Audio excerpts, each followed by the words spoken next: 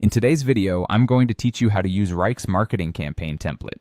Let's explore this together, starting with navigating our way around the Wrike dashboard. The Wrike dashboard is your command center, where all the action begins, and can often feel overwhelming if you're new to it. But don't worry, we're going to break it down step by step. First, you need to log into your Wrike account and direct yourself towards the home page, known as the Wrike dashboard. Once you're there, glance to the upper right corner. You'll notice your profile icon waiting for you. Click on this profile icon. It acts as a doorway to a range of tools and options tailored just for you. Once your profile menu has dropped down, navigate through it to find the Templates and Solutions option.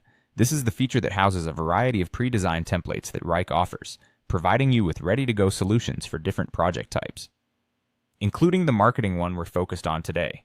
Clicking on Templates and Solutions takes you into a marketplace of possibilities, offering organized professional layouts that can significantly enhance the structure and efficiency of your marketing initiatives. Now here comes the fun part, the search for our marketing campaign template. Head to the search bar, ideally located at the top of this Templates and Solutions page, and type in Marketing Template. This is your key to pulling up the specific template you're after, ensuring that everything you need for your campaign is built on a robust, professional framework. Once the marketing template options appear, take a moment to select the one titled Marketing Campaign Template. Making this choice is critical as it sets the foundation for your project's success, so ensure it suits your needs.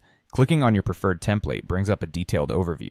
You'll be presented with all the structured steps and suggested guidelines to craft your project efficiently. To make this template your own, look out for the Use Template button, often prominently displayed near the top or perhaps to the side. Clicking on Use Template initializes the download of this structured framework into your project library. It's a crucial step, ensuring that all this well-organized content becomes part of your Wrike workspace.